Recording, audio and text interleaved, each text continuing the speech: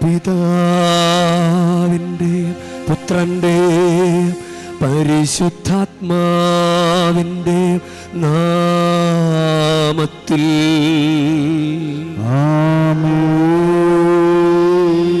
നമ്മുടെ കർത്താവായ യേശുക്രിസ്തുവിൻ്റെ കൃപയും പിതാവായ ദൈവത്തിൻ്റെ സ്നേഹവും പരിശുദ്ധാത്മാവിൻ്റെ സംസർഗവും നിങ്ങളോട് കൂടെ ആത്മാവോടും കൂടെ. ഈശോയിൽ സ്നേഹമുള്ളവരെ, ഇന്ന് മർക്കോസ് സുവിശേഷകൻ്റെ തിരുനാൾ ദിവസമാണ്. 4 സുവിശേഷങ്ങളിൽ ഏറ്റവും ആദ്യം എഴുതപ്പെട്ട സുവിശേഷം വിശുദ്ധ മർക്കോസിൻ്റെയാണ്. AD 70-കളിലാണ്. ഇദ്ദേഹത്തിൻ്റെ സുവിശേഷത്തിൻ്റെ ഒരു കാതലെന്ന് പറഞ്ഞു കഴിഞ്ഞാൽ യേശു ദൈവപുത്രനാണെന്ന് പറയുക, ഈശോയെ പ്രഘോഷിക്കുക, യേശു ദൈവപുത്രനാണെന്ന് പറയുക. അതാണ് നമ്മളിന്ന് ഈ പെസഹ കാലഘട്ടത്തിൽ കർത്താവിൻ്റെ ബലിയർപ്പിക്കുവാനായി ഈ തീർത്ഥാടന കേന്ദ്രത്തിൽ ഒരുമിച്ച് ചേരുമ്പോൾ പരിശുദ്ധ അമ്മയുടെ മാധ്യസ്ഥത്തോട് ചേർന്ന് നമ്മൾ പ്രാർത്ഥിക്കേണ്ടതും ഇത് തന്നെയാണ്. ഞങ്ങൾക്ക് കർത്താവിനെ പ്രഘോഷിക്കാൻ, സുവിശേഷത്തിന് വേണ്ടി ജീവിക്കാൻ, അതിനുള്ള ഒരു ആത്മീയ കരുത്ത്, ആത്മാവിൻ്റെ നിറവ് ഞങ്ങൾക്ക് നൽകണമേ എന്ന് നമുക്ക് ഈ ബലിയിൽ പ്രാർത്ഥിക്കാം. സഹോദരരെ, ദിവരഹസ്യങ്ങൾ കൊണ്ടാടുന്നതിന് നാം യോഗ്യരാകേണ്ടതിന് നമ്മുടെ പാപങ്ങൾ ഏറ്റുപറയാ. സർവശക്തനായ ദൈവത്തോട് സഹോദരരെ, നിങ്ങളോട് ഞാൻ ഏറ്റുപറയുന്നു. എന്തെന്നാൽ വിചാരകാലും വാക്കാലും പ്രവൃത്തിയാലും ഉപേക്ഷയാലും ഞാൻ വളരെയേറെ പാപം ചെയ്തു.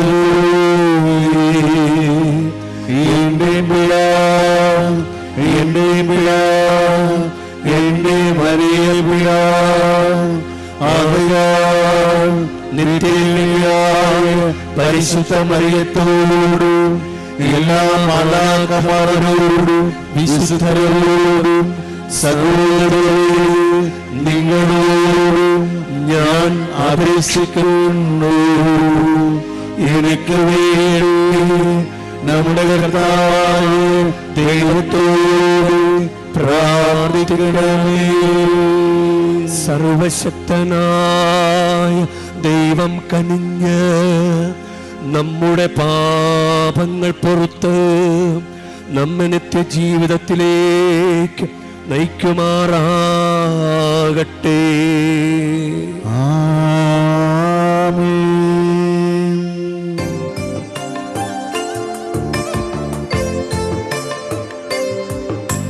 കർത്താവേ കനിയണമേ, കർത്താവേ കനിയണമേ.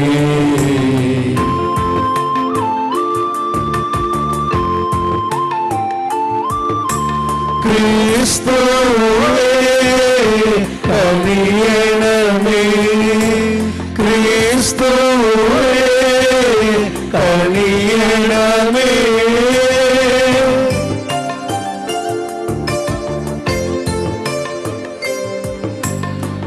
കർത്താവേ കനിയണമേ, കർത്താവേ കനിയണമേ. അത്യുന്നതങ്ങളിൽ ദൈവത്തിന് മഹത്വം, ഭൂമിയിൽ സന്മനസ്സുള്ള മനുഷ്യർക്ക് സമാധാനവും. കർത്താവായ ദൈവമേ, സ്വർഗീയ രാജാവേ, സർവശക്തനായ ദൈവപിതാവേ, അങ്ങേ ഞങ്ങൾ സ്തുതിക്കുന്നു, അങ്ങേ ഞങ്ങൾ വാഴ്ത്തുന്നു, അങ്ങേ ഞങ്ങൾ ആരാധിക്കുന്നു, അങ്ങേ ഞങ്ങൾ മഹത്വപ്പെടുത്തുന്നു. അങ്ങേ മഹാമഹിമയ്ക്കായി ഞങ്ങൾ നന്ദി പറയുന്നു. യേശുക്രിസ്തുവേ, ജാതനായ ഏകപുത്രനായ കർത്താവേ, കർത്താവായ ദൈവമേ, ദൈവത്തിന്റെ കുഞ്ഞാടെ, പിതാവിന്റെ പുത്ര, ലോകത്തിന്റെ പാപങ്ങൾ നീക്കുന്ന അങ്ങ് ഞങ്ങളിൽ കനിയണമേ. ലോകത്തിന്റെ പാപങ്ങൾ നീക്കുന്ന അങ്ങ് ഞങ്ങളുടെ പ്രാർത്ഥന കൈക്കൊള്ളണമേ. പിതാവിന്റെ വലത്തുഭാഗത്തിരിക്കുന്ന അങ്ങ് ഞങ്ങളിൽ കനിയണമേ. എന്തെന്നാൽ അങ്ങ് മാത്രം പരിശുദ്ധൻ, അങ്ങ് മാത്രം കർത്താവ്, അങ്ങ് മാത്രം അത്യുന്നതൻ. യേശുക്രിസ്തുവേ, പരിശുദ്ധാത്മാവിനോടുകൂടെ പിതാവായ ദൈവത്തിന്റെ മഹത്വത്തിൽ. ആമേൻ. നമുക്ക് പ്രാർത്ഥിക്കാം. ദൈവമേ, അങ്ങ് സുവിശേഷകനായ വിശുദ്ധ മർക്കോസിനെ സുവിശേഷ പ്രഘോഷണത്തിന്റെ കൃപ നൽകി അനുഗ്രഹിച്ചുവല്ലോ. ക്രിസ്തുവിന്റെ കാലടികൾ വിശ്വസ്തയോടെ ഞങ്ങൾ പിഞ്ചെല്ലാൻ തക്കവണ്ണം വിശുദ്ധ മർക്കോസിന്റെ പ്രബോധനം ഞങ്ങൾക്ക് ഉപകരിക്കുമാറാകട്ടെ. അങ്ങയോടുകൂടെ പരിശുദ്ധാത്മാവുമായുള്ള ഐക്യത്തിൽ എന്നെന്നും ദൈവമായി ജീവിച്ചു വാഴുന്ന ഞങ്ങളുടെ കർത്താവും അങ്ങയുടെ പുത്രനുമായ യേശുക്രിസ്തു വഴി ഞങ്ങൾ സമർപ്പിക്കുന്ന പ്രാർത്ഥന കേട്ടരുളേണമേ.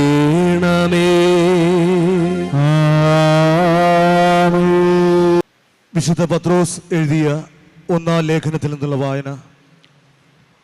വത്സല സഹോദരരെ, പരസ്പര വിനയത്തിൻ്റെ അങ്കി അണിയുവിൻ.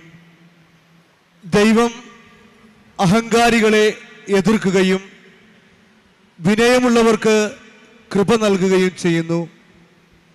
ദൈവത്തിൻ്റെ ശക്തമായ കരത്തിൻ കീഴിൽ നിങ്ങൾ താഴ്മയോടെ നിൽക്കുവിൻ. അവിടുന്ന് തക്ക സമയത്ത് നിങ്ങളെ ഉയർത്തിക്കൊള്ളും. നിങ്ങളുടെ ഉത്കണ്ഠകളെല്ലാം അവിടുത്തെ ഏൽപ്പിക്കുവിൻ. അവിടുന്ന് നിങ്ങളുടെ കാര്യത്തിൽ ശ്രദ്ധാലുവാണ്. നിങ്ങൾ സമചിത്തതയോടെ ഉണർന്നിരിക്കുവിൻ. നിങ്ങളുടെ ശത്രുവായ പിശാച് അലറുന്ന സിംഹത്തെ പോലെ ആരെ വിഴുങ്ങണമെന്ന് അന്വേഷിച്ചുകൊണ്ട് ചുറ്റി നടക്കുന്നു. വിശ്വാസത്തിൽ ഉറച്ചു നിന്നുകൊണ്ട് അവനെ എതിർക്കുവിൻ.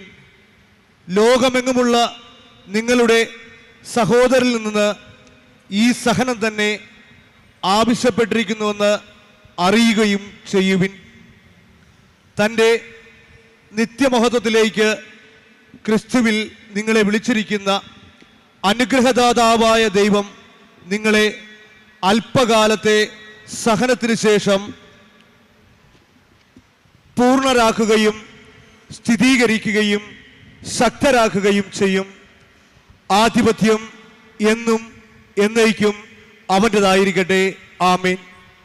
നിങ്ങൾ അവലംബിക്കുന്ന ദൈവകൃപ സത്യമുള്ളതാണെന്ന് ഉപദേശിക്കാനും സാക്ഷ്യപ്പെടുത്താനുമായി വിശ്വസ്ത സഹോദരനായി ഞാൻ കണക്കാക്കുന്ന സിൽവാനോസ് വഴി ചുരുക്കമായി നിങ്ങൾക്ക് ഞാൻ എഴുതിയിരിക്കുന്നു.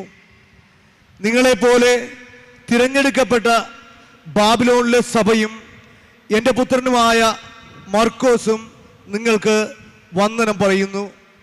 സ്നേഹചുംബനം കൊണ്ട് നിങ്ങൾ പരസ്പരം അഭിവാദനം ചെയ്യുവിൻ. ക്രിസ്തുവിലായിരിക്കുന്ന നിങ്ങൾക്കെല്ലാവർക്കും സമാധാനം.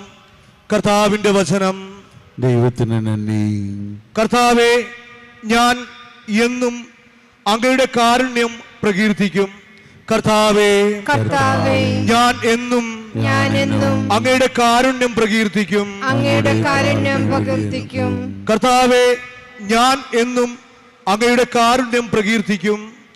എൻ്റെ അധരങ്ങൾ തലമുറകളോട് അങ്ങയുടെ വിശ്വസ്തത പ്രഘോഷിക്കും. എന്തെന്നാൽ അങ്ങയുടെ കൃപ എന്നേക്കും നിലനിൽക്കുന്നു. അങ്ങയുടെ വിശ്വസ്തത ആകാശം പോലെ സുസ്ഥിരമാണ്. കർത്താവേ, ഞാൻ എന്നും അങ്ങയുടെ കാരുണ്യം പ്രകീർത്തിക്കും.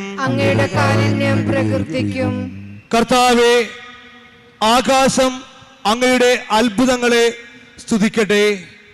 നീതിമാന്മാരുടെ സമൂഹത്തിൽ അങ്ങയുടെ വിശ്വസ്തത പ്രകീർത്തിക്കപ്പെടട്ടെ. കർത്താവിന് സമനായി സ്വർഗത്തിൽ ആരുണ്ട്? കർത്താവിനോട് സദൃശനായി സ്വർഗവാസികളിൽ ആരുണ്ട്? കർത്താവേ കർത്താവേ, ഞാനെന്നും ഞാനെന്നും അങ്ങയുടെ കാരുണ്യം പ്രകീർത്തിക്കും. അങ്ങയുടെ കാരുണ്യം പ്രകീർത്തിക്കും. ഉത്സവാഘോഷത്താൽ അങ്ങയെ സ്തുതിക്കുന്നവർ ഭാഗ്യവാന്മാർ. കർത്താവേ, അവർ അങ്ങയുടെ മുഖത്തിന്റെ പ്രകാശത്തിൽ നടക്കുന്നു. അവർ നിത്യം അങ്ങയുടെ നാമത്തിൽ ആനന്ദിക്കുന്നു, അങ്ങയുടെ നീതിയെ പുകഴ്ത്തുന്നു. കർത്താവേ, കർത്താവേ, ഞാനെന്നും ഞാനെന്നും അങ്ങയുടെ കാരുണ്യം പ്രകീർത്തിക്കും. അങ്ങയുടെ കാരുണ്യം പ്രകീർത്തിക്കും. Hallelujah, hallelujah. ദൈവത്തിന്റെ ശക്തിയും ദൈവത്തിന്റെ ജ്ഞാനവുമായ ക്രൂശിക്കപ്പെട്ട ക്രിസ്തുവിനെ ഞങ്ങൾ പ്രസംഗിക്കുന്നു. ഹല്ലേലൂയ.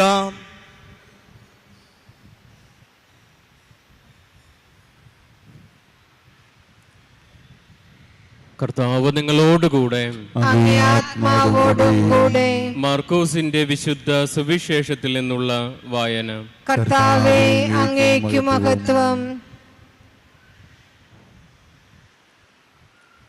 അക്കാലത്ത് 11 ശിഷ്യന്മാർക്ക് പ്രത്യക്ഷപ്പെട്ട് യേശു അരുൾ ചെയ്തു, നിങ്ങൾ ലോകമെങ്ങും പോയി എല്ലാ സൃഷ്ടികളോടും സുവിശേഷം പ്രസംഗിക്കുവിൻ. വിശ്വസിച്ച് സ്നാനം സ്വീകരിക്കുന്നവൻ രക്ഷിക്കപ്പെടും, വിശ്വസിക്കാത്തവൻ ശിക്ഷിക്കപ്പെടും. വിശ്വസിക്കുന്നവരോടുകൂടെ ഈ അടയാളങ്ങൾ ഉണ്ടായിരിക്കും. അവർ എൻ്റെ നാമത്തിൽ പിശാചുക്കളെ ബഹിഷ്കരിക്കും, പുതിയ ഭാഷകൾ സംസാരിക്കും. അവർ സർപ്പങ്ങളെ കൈകളിലെടുക്കും, മാരകമായ എന്ത് കുടിച്ചാലും അതവരെ ഉപദ്രവിക്കുകയില്ല. അവർ രോഗികളുടെ മേൽ കൈകൾ വയ്ക്കും, അവർ സുഖം പ്രാപിക്കുകയും ചെയ്യും. കർത്താവായ യേശു അവരോട് സംസാരിച്ചതിന് ശേഷം സ്വർഗത്തിലേക്ക് സംവഹിക്കപ്പെട്ടു. അവൻ ദൈവത്തിൻ്റെ വലതുഭാഗത്ത് ഉപവിഷ്ടനായി. അവർ എല്ലായിടത്തും പോയി പ്രസംഗിച്ചു. കർത്താവ് അവരോടുകൂടെ പ്രവർത്തിക്കുകയും അടയാളങ്ങൾ കൊണ്ട് വചനം സ്ഥിരീകരിക്കുകയും ചെയ്തിരുന്നു. കർത്താവിൻ്റെ സുവിശേഷം. ക്രിസ്തുവേ, അങ്ങേക്കു സ്തുതി.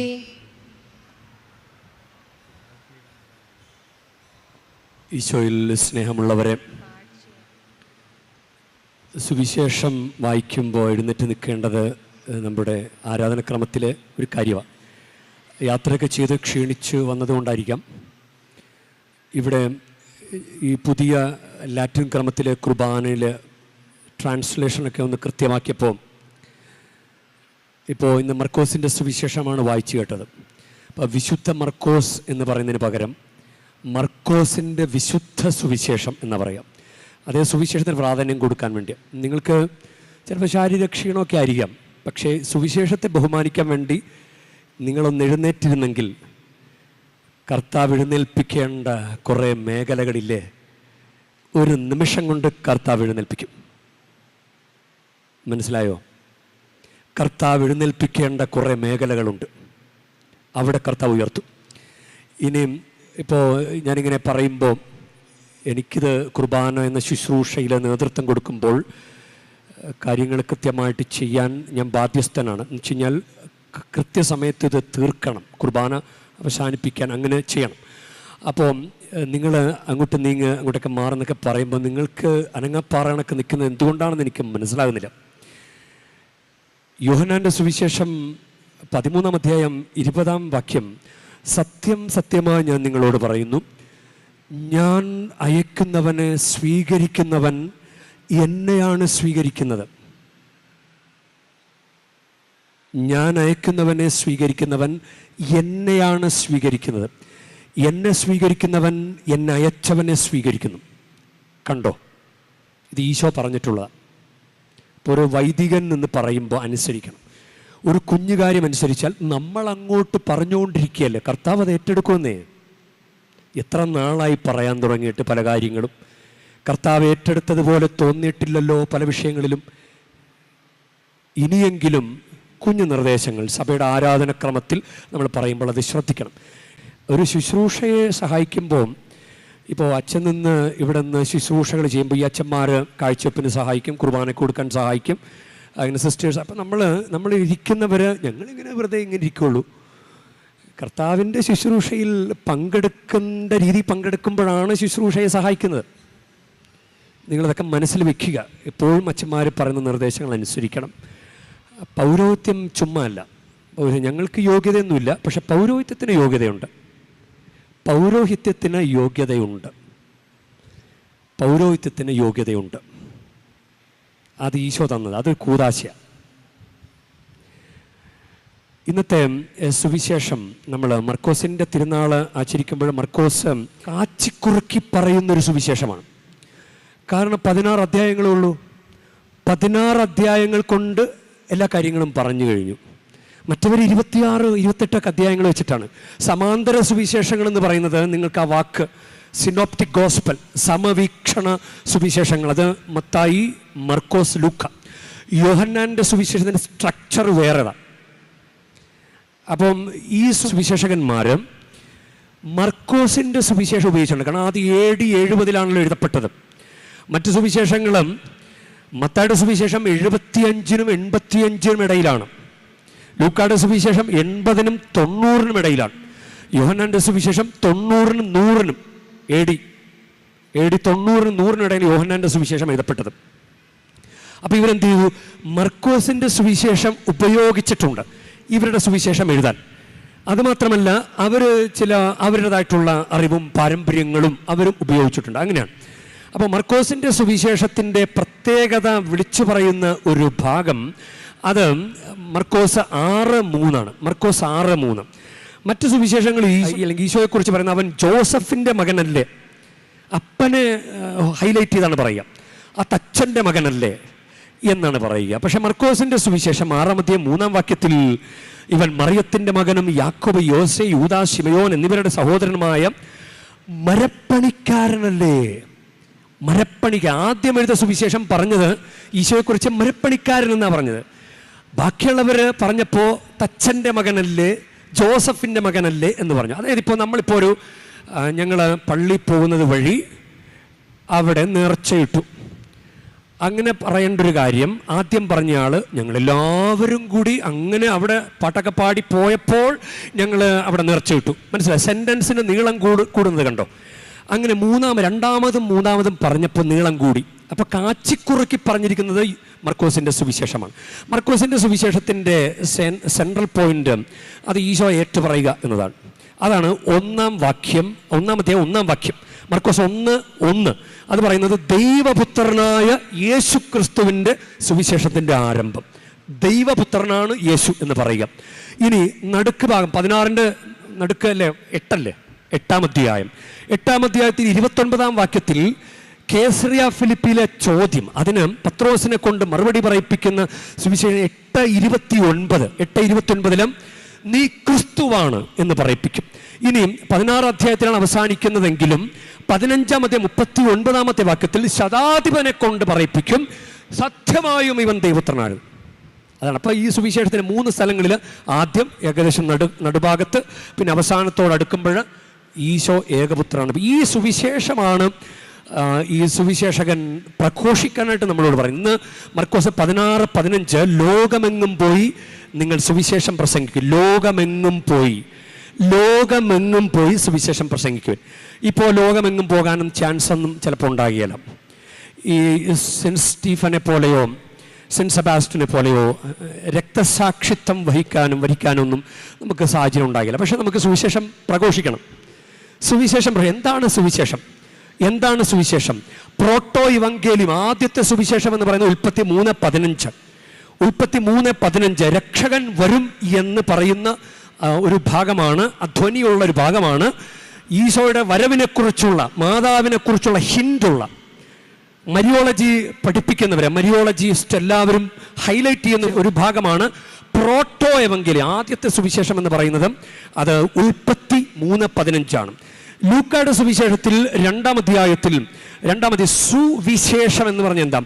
നല്ല വാർത്ത, സദ്വാർത്ത. അത് കർത്താവിൻ്റെ ദൂതൻ അവരോട് പറഞ്ഞു, ഭയപ്പെടേണ്ട. ലൂക്ക 2:10 ഭയപ്പെടേണ്ട, ഇതാ സകല ജനത്തിനു വേണ്ടിയുള്ള വലിയ സന്തോഷത്തിൻ്റെ സദ്വാർത്ത ഞാൻ നിങ്ങൾ അറിയിക്കുന്നു. ദാവീദിന്റെ പട്ടണത്തിൽ നിങ്ങൾക്കായി രക്ഷകൻ കർത്താവായ ക്രിസ്തു ഇന്ന് ജനിച്ചിരിക്കുന്നു. ഇതായിരിക്കും നിങ്ങൾക്കടയാളം, പിള്ളക്കച്ചയിൽ കിടത്തിയിരിക്കുന്ന ശിശു. അപ്പം അടയാളം ആയിട്ട് നൽകപ്പെട്ടു ഈശോ. അത് യെശയ്യാപ്രവാചകന്റെ പുസ്തകം 7:14 യുവതി ഗർഭം ധരിച്ച ഒരു പുത്രൻ പ്രസവിക്കും, നിങ്ങൾക്കൊരടയാളം എന്ന് പറയുന്ന ഭാഗമാണ്. അടയാളം.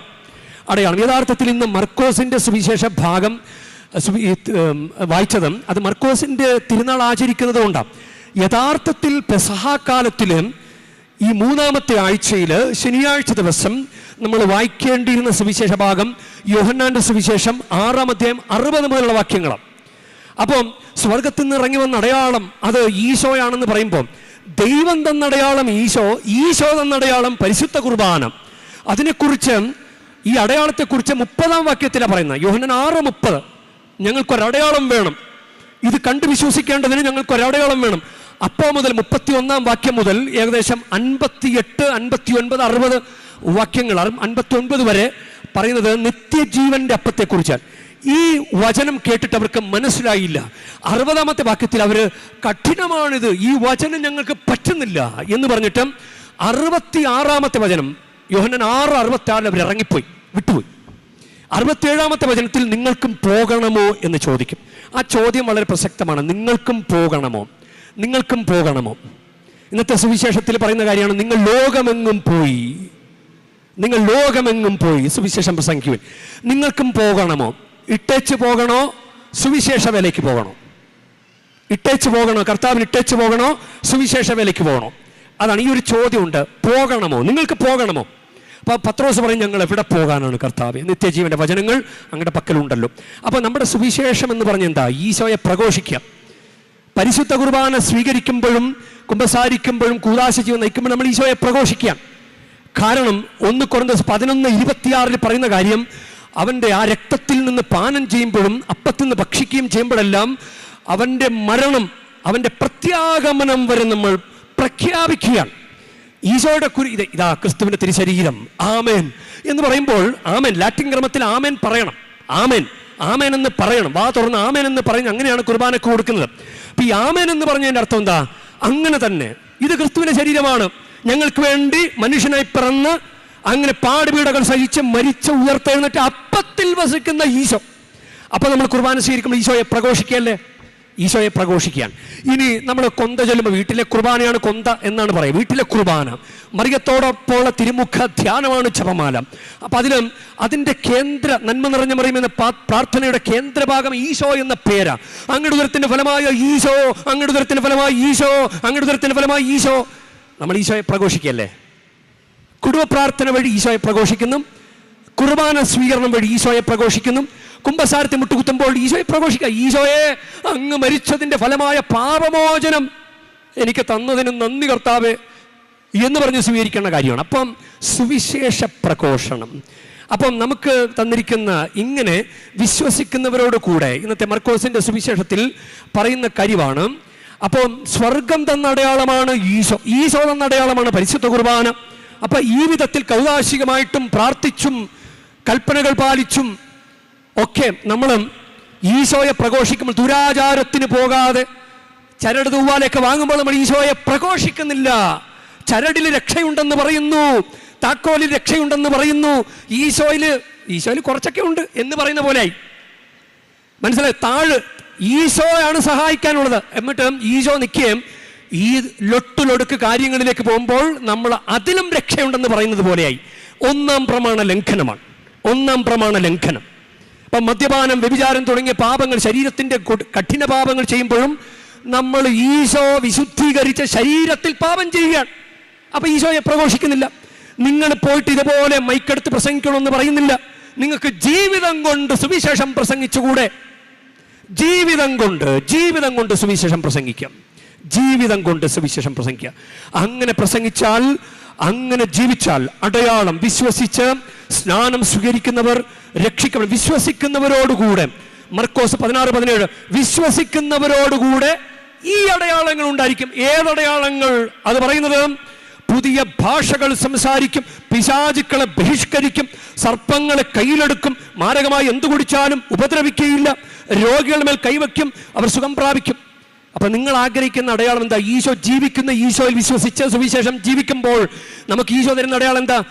കുഞ്ഞുങ്ങളില്ലാത്തവർക്ക് കുഞ്ഞ്, രോഗികൾക്ക് സൗഖ്യം, കടബാധ്യതയ്ക്ക് കടബാധ്യത മാറ്റിത്തരും, വീട് പണി നടത്തിത്തരും, ജോലി, ഇതിനെല്ലാം ദൈവം അടയാളം പോലെ അത് വചനത്തിലൂടെ സ്ഥിരീകരിച്ചു തരും.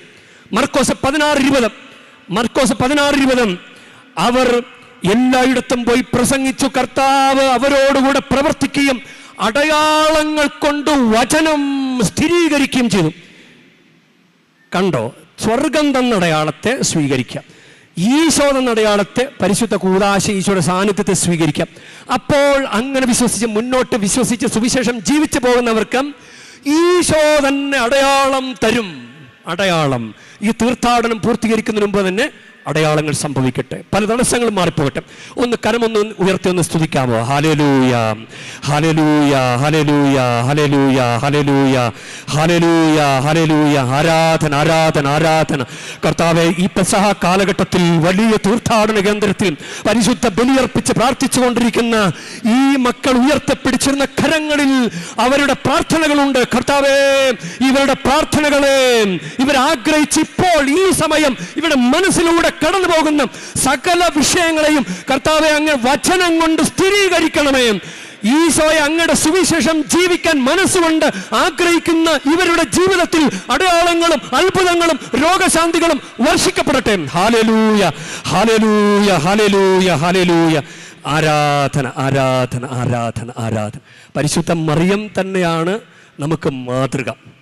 ഇങ്ങനെ ഈശോയെ നഷ്ടപ്പെടുത്താതെ കിട്ടിയ ഈശോയെ പൊന്നുപോലെ കൊണ്ടു നടന്ന് മറിയത്തെ കൂട്ടുപിടിക്കുക, ഈശോയ്ക്ക് വേണ്ടി ജീവിക്കാനും സുവിശേഷം ജീവിക്കാനും മറിയത്തിനോടൊപ്പം അങ്ങനെ ഈശോയ്ക്ക് വേണ്ടി അവസാനം വരെ ഈശോയ്ക്ക് വേണ്ടി നിലകൊള്ളാനും മറിയം നമ്മളെ സഹായിക്കും.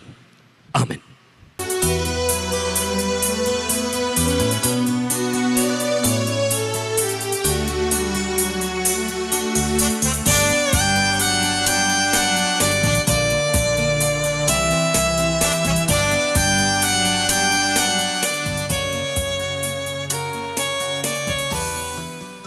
പ്രിയ സഹോദരരെ, എൻ്റെയും നിങ്ങളുടെയും ബലി സർവശക്തനും പിതാവുമായ ദൈവത്തിന് സ്വീകാര്യമാകുവാൻ വേണ്ടി നിങ്ങൾ പ്രാർത്ഥിക്കുവൻ.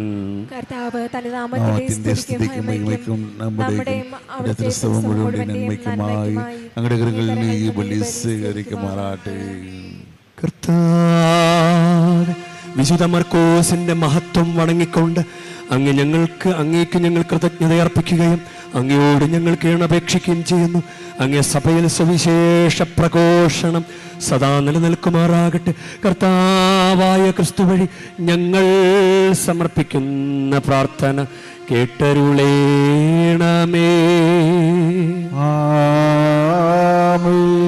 കർത്താവ് നിങ്ങളോടു കൂടെ, അങ്ങയും ആത്മാവോടും കൂടി ഹൃദയങ്ങൾ ഉയർത്തുവിൻ. കർത്താവിലേക്ക് ഞങ്ങൾ ഉയർത്തിയിരിക്കുന്നതോടെ കർത്താവായ ദൈവത്തിന് നന്ദി പ്രകാശിപ്പിക്കാം.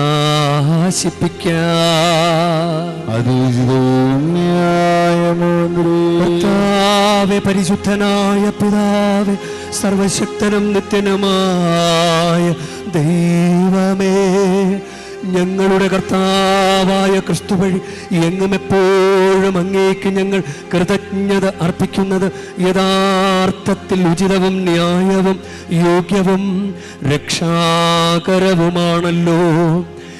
എന്തെന്നാൽ അപ്പസ്തോലിക അടിസ്ഥാനത്തിൽ അങ്ങ് സഭയെ ഉറപ്പിച്ചു നിർത്താൻ അങ്ങിടയാക്കി. അങ്ങനെ ഭൂമിയിൽ അങ്ങേ പരിശുദ്ധിയുടെ ശാശ്വത അടയാളമായി നിലനിൽക്കുകയും സമസ്ത ജനങ്ങൾക്കും സ്വർഗീയ പ്രബോധനങ്ങൾ നൽകുകയും ചെയ്യുന്നു.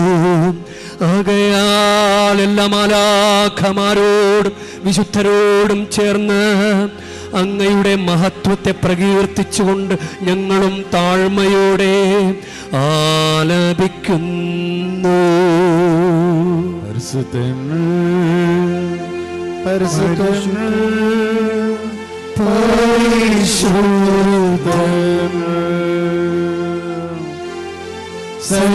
സൈന്യങ്ങളുടെ കർത്താവാം ദൈവം പരിശുദ്ധൻ, ദൈവം പരിശുദ്ധൻ.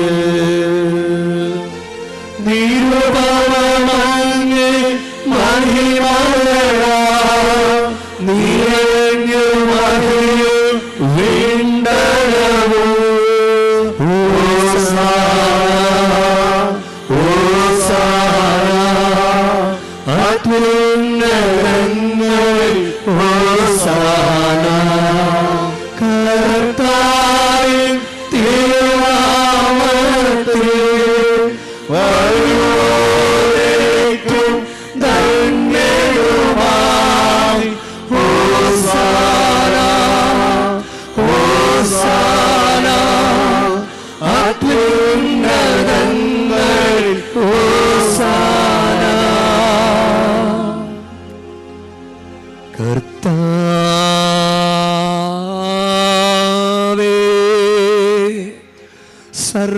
വിശുദ്ധിയുടെ ഉറവിടമായ അങ്ങ് സത്യമായ പരിശുദ്ധൻ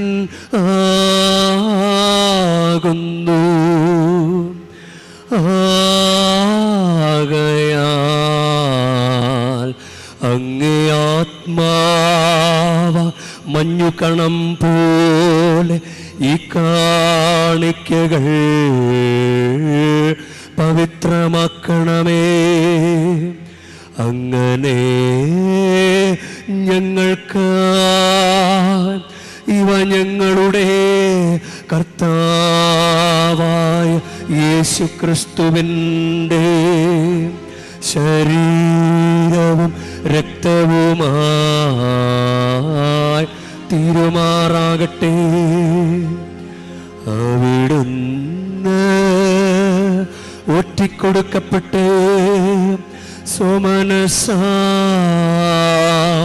പീഡകൾ സഹിച്ചപ്പോൾ അപ്പമെടുത്ത് കൃതജ്ഞത പ്രകാശിപ്പിച്ച് മുറിച്ച് തൻ്റെ ശിഷ്യന്മാർക്ക് കൊടുത്ത് കൊണ്ട് അരുൾ ചെയ്തു. എല്ലാവരും ഇതിൽ നിന്നു വാങ്ങി ഭക്ഷിക്കുവിൻ. എന്തെന്നാൽ ഇത് നിങ്ങൾക്കു വേണ്ടി അർപ്പിക്കാനിരിക്കുന്ന എൻ്റെ ശരീരമാകുന്നു.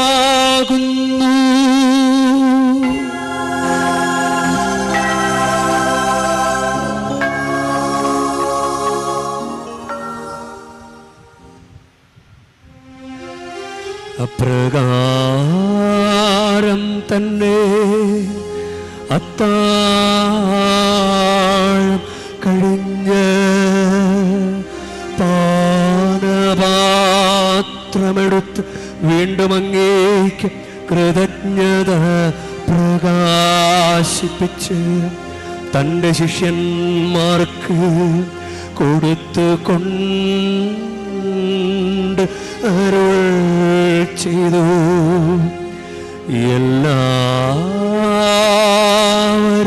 വാങ്ങി ഇതിൽ നിന്ന് കുടിക്കുവിൻ. എന്തെന്നാൽ ഇത് നിങ്ങൾക്കു വേണ്ടിയും അനേകർക്കു വേണ്ടിയും പാപമോചനത്തിനായി ചിന്തപ്പെടാനിരിക്കുന്ന എൻ്റെ രക്തത്തിൻ്റെ നവീനവും സനാതനവുമായ ഉടമ്പടിയുടെ പാനപാത്രമാകുന്നു.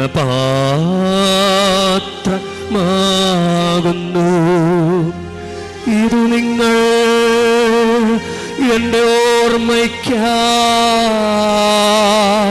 ചെയ്യുവിൻ.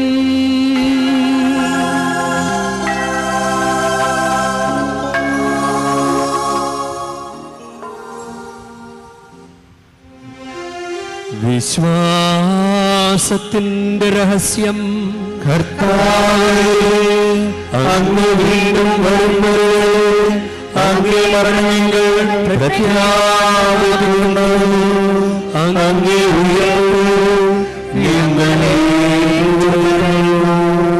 ആകയാൽ കർത്താവേ, അവിടുത്തെ മരണവും ഉയർപ്പും ഓർത്തുകൊണ്ട് അങ്ങേ തിരുമുൻപിൽ നിൽക്കുന്നതിനും അങ്ങേ പരിചരിക്കുന്നതിനും അർഹരാക്കി തീർത്തതിനും ഞങ്ങൾ നന്ദി പറഞ്ഞുകൊണ്ട് ജീവന്റെ അപ്പവും രക്ഷയുടെ പാനപാത്രവും ഞങ്ങൾ അങ്ങേക്ക് അർപ്പിക്കുന്നു. ക്രിസ്തുവിൻ്റെ ശരീരത്തിലും രക്തത്തിലും പങ്കുചേർന്ന് ഞങ്ങളെ പരിശുദ്ധാത്മാവിൽ ഒന്നായി ചേർക്കണമെന്ന് താഴ്മയോടെ അപേക്ഷിക്കുന്നു.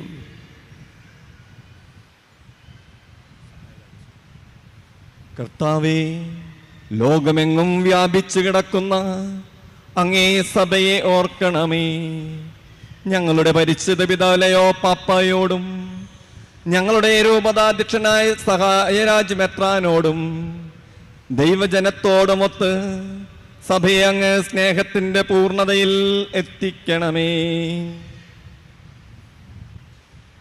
ഉയർപ്പിന്റെ പ്രത്യാശയോടെ നിദ്രകൊള്ളുന്ന ഞങ്ങളുടെ സഹോദരങ്ങളെയും അങ്ങേ കാരുണ്യത്തിൽ മരണമടഞ്ഞ സകലരെയും അങ്ങ് ഓർക്കുകയും അങ്ങേ മുഖത്തിൻ്റെ പ്രകാശത്തിലേക്ക് അവരെ സ്വീകരിക്കുകയും ചെയ്യണമേ. ഞങ്ങളെല്ലാവരിലും കനിയണമെന്ന് ഞങ്ങൾ പ്രാർത്ഥിക്കുന്നു. അങ്ങനെ ദൈവമാതാവായ വത്സകന്യകാമറിയത്തോടും ആ കന്യകയുടെ ഭർത്താവായ ഭാഗ്യപ്പെട്ട യൗസേപ്പിനോടും അനുഹൃതരായ അപ്പോസ്തലന്മാരോടും കാലാകാലങ്ങളിൽ അങ്ങേ പ്രസാദിപ്പിച്ച സകല വിശുദ്ധരോടുമൊത്ത് നിത്യജീവനിൽ പങ്കുചേരാൻ ഞങ്ങളെ അർഹരാക്കുകയും അങ്ങേ പുത്രനായ യേശുക്രിസ്തു വഴി ഞങ്ങൾ അങ്ങേ സ്തുതിക്കുകയും മഹത്വപ്പെടുത്തുകയും ചെയ്യുമാറാകട്ടെ.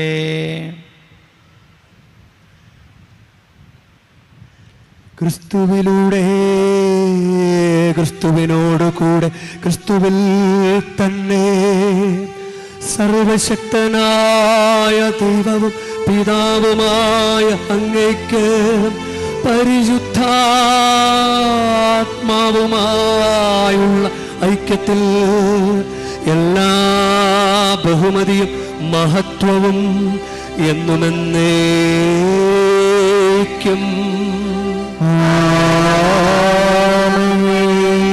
നമുക്കെല്ലാവർക്കും എഴുന്നേറ്റ് നിൽക്കാം. നമ്മുടെ കർത്താവ് പഠിപ്പിച്ച പ്രാർത്ഥന നമുക്ക് ഒരുമിച്ച് പ്രാർത്ഥിക്കാം. സ്വർഗസ്ഥനായ ഞങ്ങളുടെ പിതാവേ, അങ്ങേ നാമം പൂജിതമാകണമേ, അങ്ങേ രാജ്യം വരണമേ, അങ്ങേ തിരുമനസ്സ് സ്വർഗത്തിലെ പോലെ ഭൂമിയിലുമാകണമേ. അന്നു വേണ്ട ആഹാരം ഇന്ന് ഞങ്ങൾക്ക് തരണമേ. ഞങ്ങളോട് തെറ്റ് ചെയ്തവരോട് ഞങ്ങൾ ക്ഷമിക്കുന്ന പോലെ ഞങ്ങളുടെ തെറ്റുകൾ ഞങ്ങളോടും ക്ഷമിക്കണമേ. ഞങ്ങളെ പ്രലോഭനത്തിൽ ഉൾപ്പെടുത്തരുതേ, തിന്മയിൽ നിന്ന് ഞങ്ങൾ രക്ഷിക്കണമേ.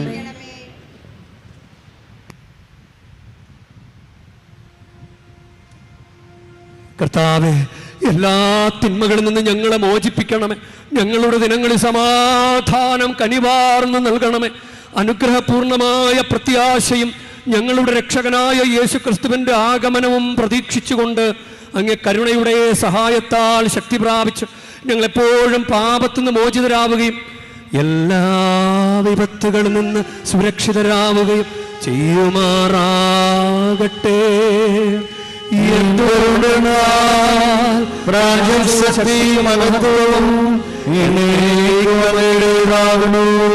സമാധാനം ഞാൻ നിങ്ങൾക്ക് നൽകുന്നു, എൻ്റെ സമാധാനം നിങ്ങൾക്ക് ഞാൻ തരുന്നുവെന്ന് അങ്ങ് അപ്പോസ്തലന്മാരോട് അരുൾ ചെയ്ത കർത്താവായ യേശുക്രിസ്തുവേ, ഞങ്ങളുടെ പാപങ്ങളല്ല പിന്നെയോ അങ്ങേ സഭയുടെ വിശ്വാസം തൃക്കൺ പാർത്ത് അങ്ങേ തിരുവുള്ളമനുസരിച്ച് സഭയ്ക്ക് സമാധാനവും ഐക്യവും നൽകുവാൻ കനിയണമേ. എന്നെന്നും ജീവിക്കുകയും വാഴുകയും ചെയ്യുന്ന അങ്ങ് ഞങ്ങളുടെ ഈ പ്രാർത്ഥന കേട്ടരുളേണമേ. കർത്താവിന്റെ സമാധാനം നിങ്ങളോട് കൂടെ എപ്പോഴും ഉണ്ടായിരിക്കട്ടെ. നിങ്ങൾ പരസ്പരം സമാധാനം ആശംസിക്കുവൻ. ലോകത്തിന്റെ പാപങ്ങൾ നീക്കുന്ന ദുർഗുണിയാടി എങ്ങളിൽ കനിയണമേ. ലോകത്തിന്റെ പാപങ്ങൾ നീക്കുന്ന ദുർഗുണിയാടി എങ്ങളിൽ കനിയണമേ. ലോകത്തിന്റെ പാപങ്ങൾ നീക്കുന്ന ദുർഗുണിയാടി ഞങ്ങൾ സമാധാനം നൽകണമേ. ഇതാ ദൈവത്തിൻ്റെ കുഞ്ഞാട്, ഇതാ ലോകത്തിൻ്റെ പാപങ്ങൾ നീക്കുന്നവൻ.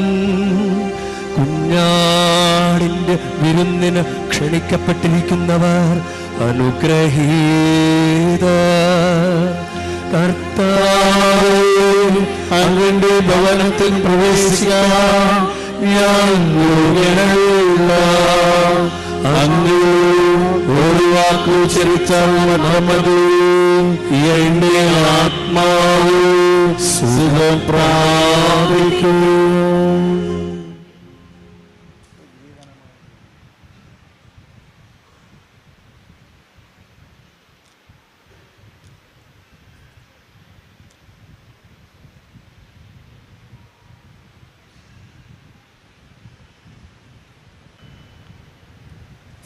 നമുക്ക് പ്രാർത്ഥിക്കാം.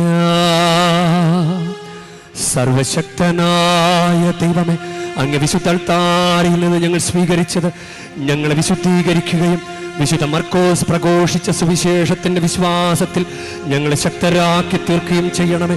കർത്താവായ ക്രിസ്തു വഴി ഞങ്ങൾ സമർപ്പിക്കുന്ന പ്രാർത്ഥന കേട്ടരുളേണമേ.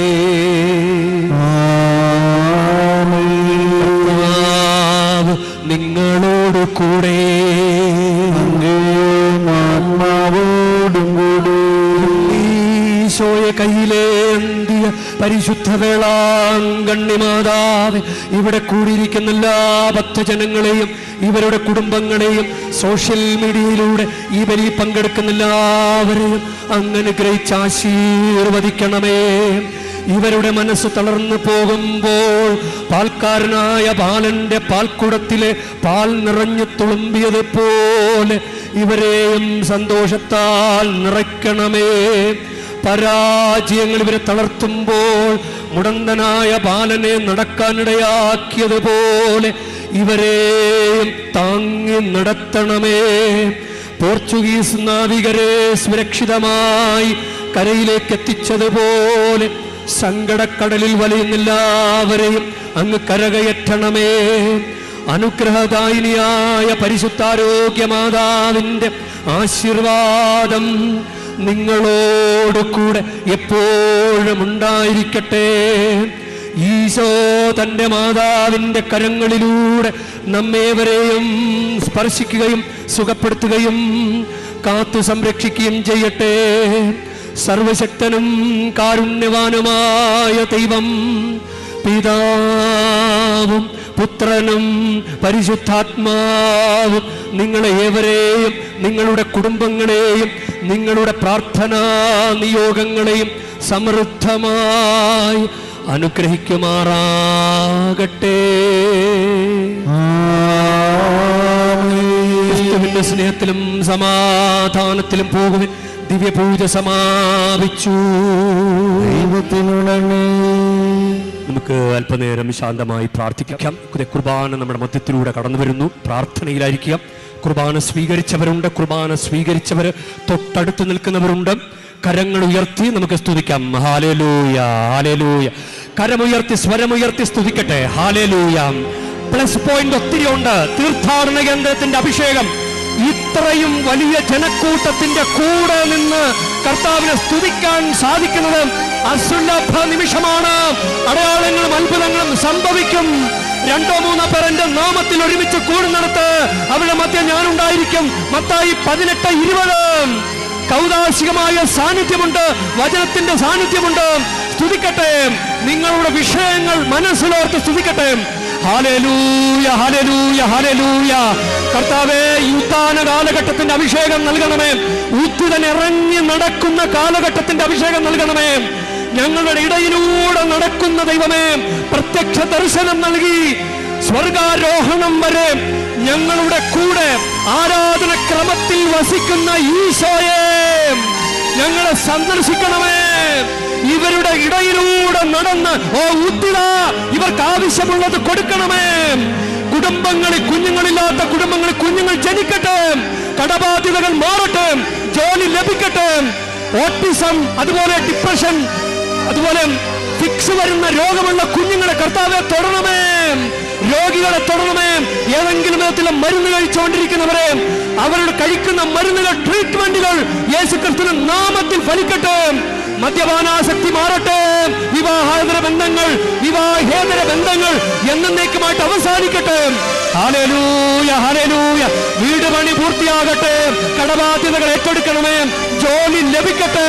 വിദേശത്തോ നാട്ടിലോ അവരാഗ്രഹിക്കുന്ന വിധത്തിൽ കർത്താവേ ഇവരുടെ അഭിവൃദ്ധി, ഉയർച്ച, ഉന്നതി, ഇവരുടെ മേൽഗതി ആഗ്രഹിക്കുന്ന തമ്പുരാനെ ഇവരങ്ങ് ഉയർത്തണമേ. Hallelujah, hallelujah.